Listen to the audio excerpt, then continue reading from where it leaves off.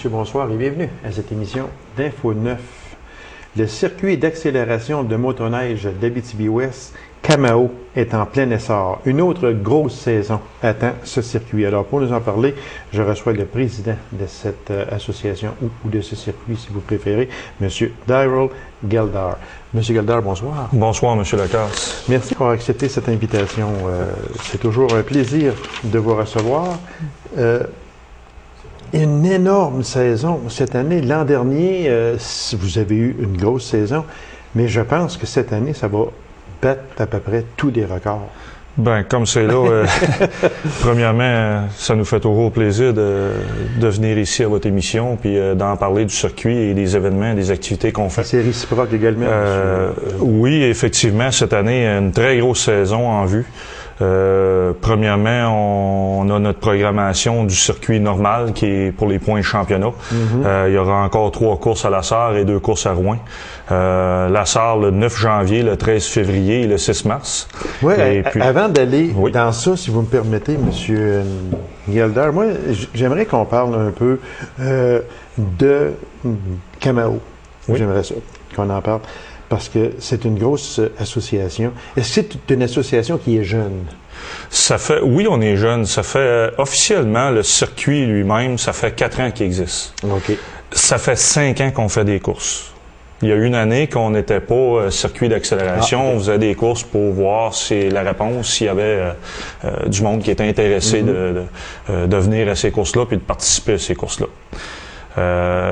Comparativement à d'autres circuits sur d'autres courses sur glace ou sur le gazon, oui, on est jeune. C'est un club qui est jeune. Oui.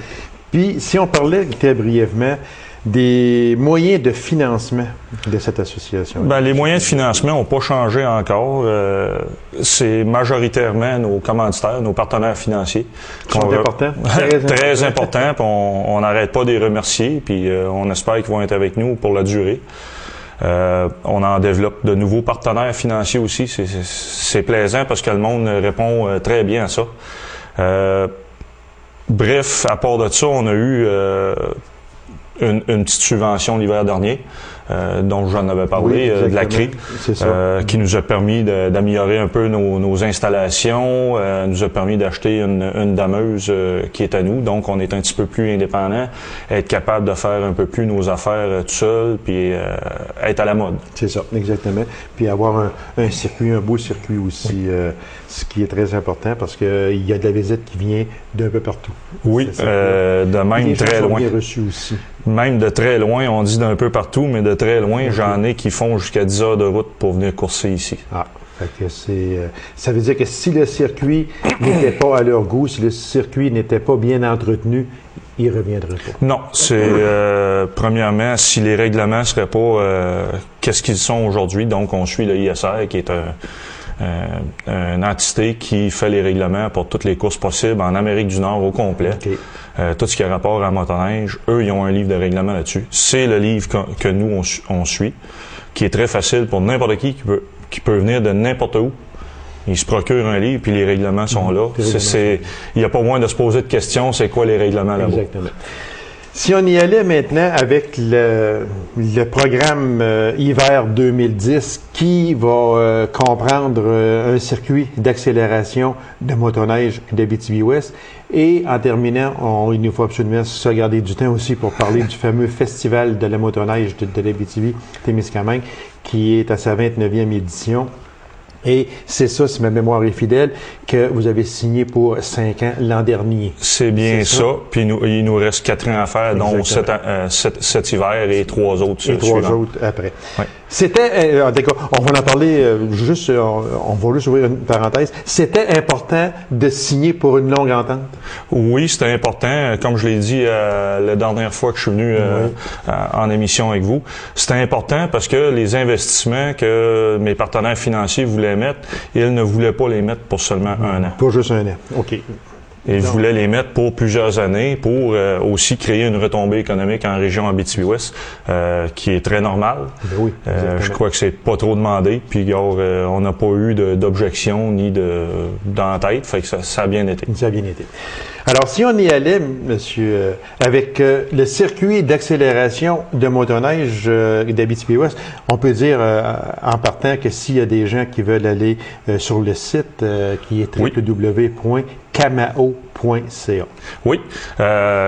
Si vous voulez savoir quand est-ce sont les courses, les heures, les dates, c'est tout sur le site, c'est affiché, puis c'est entretenu à tous les semaines pour savoir qu'est-ce qui est la nouveauté, qu'est-ce qui est des courses qui s'en viennent, les règlements, les mises à jour, pas le livre de règlement, mais les mises à jour, les ajustements qu'on reçoit du ISR sont mis là. Fait que si quelqu'un veut aller voir, ben les mises à jour sont là. On peut voir qui a gagné, les champions des années précédentes. Ah, OK. C'est tout là. Moi, il y a une chose dans cette annonce-là que j'aime beaucoup, beaucoup. Oui. On vit pour la vitesse, parce que c'est un circuit d'accélération. Oui. Donc, on vit pour la vitesse. Mais il y a un petit quelque chose aussi en bas qui dit « sur les pistes ». Pas dans les sentiers. Ça, c'est important. On a trouvé ça important la première année que le circuit existait. Notre slogan, notre phrase était « On vit pour la vitesse ». À regarder un peu plus, puis à parler un peu plus avec les clubs de motoneige d'Abitibi-Ouest, c'est important de rajouter ce petit bout-là, parce qu'on veut encourager les gens, si vous voulez essayer votre motoneige, puis les motoneiges sont de plus en plus performantes. Ah, mon Dieu, oui. Oui. La meilleure place de le faire, venez au circuit, c'est sécuritaire, c'est supervisé. Il n'y a aucun danger. C'est sûr qu'il y a toujours du danger à courser des machines, mais c'est dans un endroit contrôlé. Puis c'est ce qu'on veut conférer aux gens ou confier aux gens que, gars, essayez pas d'entrer, j'aime mieux que vous venez l'essayer sur la piste, puis pas dans les sentiers, puis risquer peut-être de frapper une belle petite famille qui est après prendre sa promenade du dimanche. Ça, c'est vraiment très important, donc, parce que c'est un circuit d'accélération, ça le dit, on accélère, on essaie d'aller chercher le maximum de notre motoneige. Oui. Alors, pour y aller, comme vous l'avez dit tantôt, ces machines-là sont rendues très puissantes aujourd'hui, mais sur un circuit d'accélération, c'est la place pour aller essayer et non pas dans les sentiers, s'il vous plaît. Alors moi, je vous laisse aller un peu avec la programmation de ce circuit d'accélération-là. Donc, cette année, encore 5 courses au programme, 3 à La Sarre, 2 à Rouyn. Les dates vont être affichées sur le site. Oui. Vite fait, le 9 janvier, le 13 février, le 6 mars à La Sarre, et puis le 30 janvier et le 27 février à Rouyn. OK. Quand on regarde très vitement, M. Gilder, le 13 février à La Sarre, ça va coïncider également avec le festival de la motoneige. Donc, ce sera toute une fin de semaine. Ça. Oui, ça, c'est important pour nous. C'est pour valoriser, faire valoir, faire connaître le circuit un peu plus aux autres gens. Le circuit organise le festival, donc ça fait une activité de moins à peut-être essayer de trouver durant le festival. On trouvait ça important de toujours avoir ça. C'est la principale attraction, je crois que c'est la course. C'est sûr qu'il y a d'autres activités alentour du festival qui sont très attirants aussi. Oui, exactement. Puis on diversifie à toutes les années, puis on essaye de trouver des nouveautés. OK. Alors, on parlait de La Sarre. 9 janvier, 13 février et 6 mars. Maintenant, il y en a 2 aussi à Rouyn. Oui, encore à Rouyn, au site Stade Ocona, encore à la même place que l'an passé, pour le 30 janvier puis le 27 février.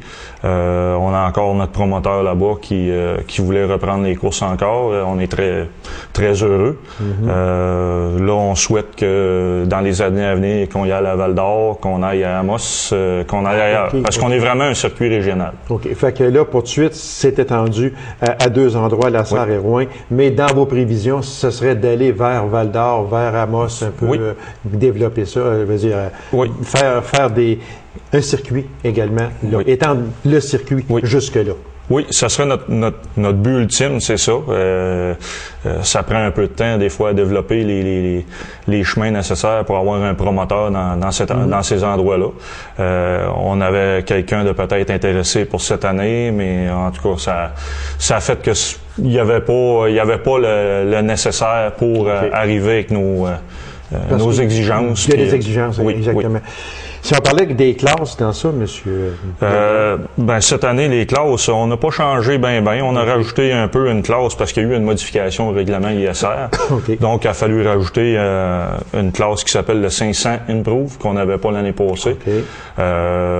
Mais en tout cas, on a les classes stock, que monsieur, madame, tout le monde peut venir courser. On a l'Improve stock, le Pro stock et l'Open Mod. Quand on parle du Pro Stock Open Mod, on commence à parler de bolides modifiés pas mal. On commence à parler haut, là. Oui. Parce que vous parlez souvent de l'ISR. Oui. Expliquez-nous un peu c'est quoi. Ça, c'est International Snowmobile Racing Association. Eux, ils ont été mandatés par les 4 manufacturiers de machines, donc Articat, Bombardier, Yamaha, Polaris, de concevoir des règlements pour toutes les courses concevables en motoneige. Donc, sur l'eau, le gazon, accélération, ovale, snowcross, top radar. Et puis, eux sont plugués directement avec les 4 manufacturiers. Ils ont tout ce qu'on a besoin pour être capable de vérifier les machines, faire sûr qu'ils sont en ordre, faire sûr qu'ils rencontrent les normes. Et puis tous les gros circuits, que ce soit en snowcross, en ovale, même le Grand Prix de Valcourt, c'est les règlements ISR qui sont en vigueur. Okay. Donc en ayant ces règlements-là, on est vraiment dans la grosse ligue, je crois, sans se lancer des fleurs. Mais c'est un pas vers le bon chemin parce que comme je vous disais tantôt, n'importe qui en Amérique du Nord connaît le ISR, sont capables d'obtenir un livre de règlement, puis ils savent que si nous, on affiche règlement ISR, ils peuvent arriver ici, puis ils savent où ils vont être placés, puis où ils vont courser. Est-ce que on peut dire que le Camao, c'est le seul circuit d'accélération de motoneige sur neige dans tout l'Est du Canada? Oui, effectivement, je crois à la dernière émission l'an passé qu'on avait eu ensemble, on avait déjà des recherches de fait, on a continué nos recherches pareil. On est effectivement le seul circuit d'accélération de motoneige. Puis c'est important de dire sur neige parce qu'il y en a sur glace et sur gazon. C'est ça, exactement. Dans tout l'Est du Canada, oui. Il y en a 2 au Canada. On est celui-là à l'Est. Celui-là à l'Ouest, c'est le SSRA. Fait que ça veut dire que c'est chez nous que ça se passe, autrement dit. Oui. Et pour avoir ça, c'est sûr que vous avez travaillé fort et vous travaillez fort encore aujourd'hui parce que pour maintenir un pareil circuit, ça prend des contacts un peu... des contacts, des bénévoles, gros d'ouvrage qui est mis, puis on est très content des bénévoles qu'on a. On espère qu'il y en a d'autres qui vont se joindre à nous dans l'avenir. Ça, c'est important aussi. On va en parler juste très vite parce qu'il faut donner quand même le programme du festival. Mais dans toute organisation que l'on fait un festival, ou peu importe quoi, le bénévolat, c'est primordial parce que sans ça, on ne peut pas. Sans le bénévolat, je pense qu'il n'y a pas un organisme qui réussirait à faire les événements qu'ils font. Puis il faut essayer d'encourager les jeunes à en faire un peu de bénévolat. Je trouve que c'est un manque peut-être que là, on commence à s'en apercevoir, puis on essaye d'aller chercher les jeunes. Moi, je suis chanceux, j'ai une équipe de jeunes qui ont embarqué avec nous l'an passé. Puis je suis content encore de les avoir là, ils sont encore là cette année. Puis une chance qu'on les a. On va passer maintenant, on va laisser le circuit d'accélération pour passer au Festival de la motoneige de l'Abitibi-Témiscamingue, qui lancera en février prochain à la 29e édition. Ce sera les 11, 12 et 13 février prochains à la Sarre. Il y a tout un programme dans ça, M. Gildar. Puis, c'est une présentation du Camao. Alors, ça débute le jeudi, le 11 février. Et je vous laisse aller un peu avec la programmation. Oui, cette année, comme je vous ai dit, on essaye toujours de mettre des nouveautés. On a pensé à ça. Comme on voit à la télé, le poker est gros. Tous les jeux s'en viennent gros. Donc, on fait la soirée d'ouverture le jeudi soir. Le monde va dire « Oh! » Ouais, mais c'est pour le monde d'Abitibi. Je vais essayer d'impliquer. On n'est pas obligé d'être motoneigiste pour être impliqué au festival. Non, et puis, on va ouvrir avec une soirée casino le 11 février au bistrot La Maîtresse. Puis ça va donner la chance au monde de venir jouer à des jeux comme à Las Vegas. Oui, exactement, c'est ça, parce que pour 20 pour 20 000 en jetons. Oui, faut jouer avec des faux jetons pour être légal et puis suivre les normes. Mais avec ces jetons-là, à la fin de la soirée, ben il y aura un encan. Et puis avec vos jetons, ben vous allez pouvoir miser sur les cadeaux qu'on a. Je peux vous dire tout de suite que les cadeaux, il n'y a pas un cadeau en bas de 50 $. Ah mon Dieu. J'en ai même de 200 $ des cadeaux. Oui. Donc ça va tirer. Oui, ben ça va être un encan. Un encan. Oui. Un encan. Un encan. Vous misez avec les jetons que vous avez joué avec toute la veillée puis que vous avez gagné ou perdu. Et à cette ouverture-là, M. Gelder, il y a un président d'honneur et un invité spécial. Oui, notre président d'honneur cette année, on est très content de l'avoir. Il est président du conseil d'administration de la Caisse populaire, M. Gaétan Pelletier. C'est ça, oui. On voulait souligner ça parce que la Caisse, ça fait déjà 3 ans qu'ils nous aident pas mal. Donc, on voulait les remercier d'une certaine... Oui, puis on voulait les remercier d'une certaine façon en ayant un président d'honneur qui vient de la Caisse, ben je crois qu'on le fait. Et puis, notre invité spécial cette année, on est très heureux. On va avoir M. Yves Ouellette, qui est rédacteur en chef du magazine Motoneige Québec. Okay. Ceux qui font de la motoneige, ben ils savent c'est qui. Ils savent c'est quoi le magazine. C'est Motoneige Québec. C'est le magazine de la Fédération des clubs de motoneige du Québec. Et puis on a su dernièrement qu'on va avoir aussi Ontario Snowmobiler Magazine qui va être parmi nous. Ils ont demandé d'être parmi nous. Ça veut dire pour le festival de la motoneige d'Abitibi. Quand on demande d'y aller et non pas viens donc au festival, oui. Je veux y aller à ton festival, il y a une différence entre les deux. Donc ça montre qu'on est dans la bonne direction. Voilà, exactement, c'est en plein ça. Si on y allait du vendredi 12 février. Oui, le 12, on voulait faire un petit changement encore. Dans les 2 dernières années passées on a fait le festival, on avait une dégustation de bière et de fromage. Cette année, on s'en va avec un bière et saucisse, un peu comme un Oktoberfest. C'est ça. L'autre affaire que je voulais pointer pour le vendredi soir, c'est on met un thème à la soirée. Le thème est la soirée des présidents. Donc, on espère que tous les présidents de tous les clubs de motoneige dans l'Abitibi-Témiscamingue vont venir participer à cette soirée-là. Puis même les présidents de d'autres organismes sont les bienvenus. C'est la soirée des présidents. On voulait mettre un thème à la soirée, faire changement un peu. Fait que c'est ça qui est là, du vendredi soir. Ce sera une dégustation de bières et saucisses. Des bières vous seront offertes parmi un choix de 6 différentes bières importées, microbrasserie. Ça va être vraiment... Oui. Ça devrait être bondé de monde. J'en suis persuadé. Non, j'espère, c'est quelque chose de très bien.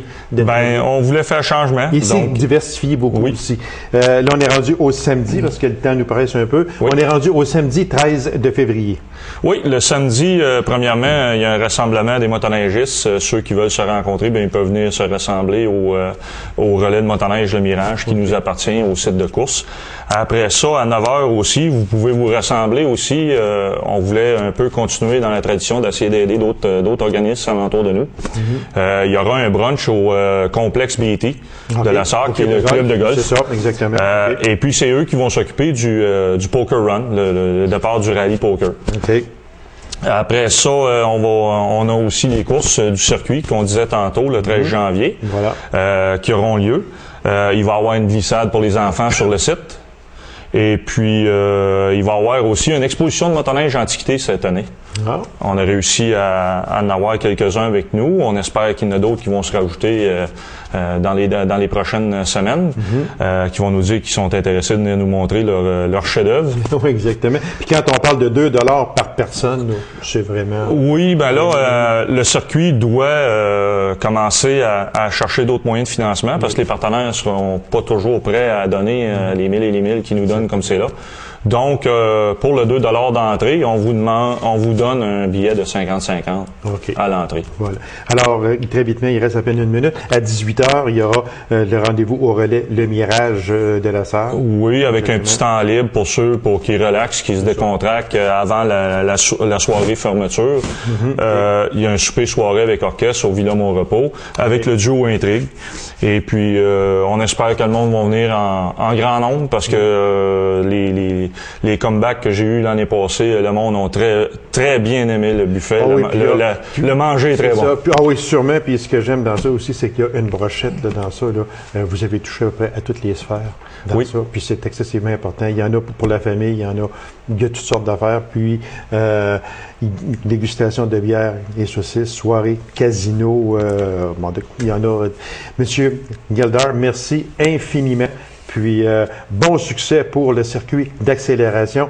9 janvier, 13 février, 6 mars à la Sarre, 30 janvier, 27 février à Rouyn-Noranda. Et 11, 12 et 13 février, c'est le Festival de la motoneige. Merci beaucoup et bon succès. Merci beaucoup, M. Lacasse. C'est moi qui vous remercie. Alors, mesdames et messieurs, courte pause et on vous revient immédiatement après. Restez avec nous.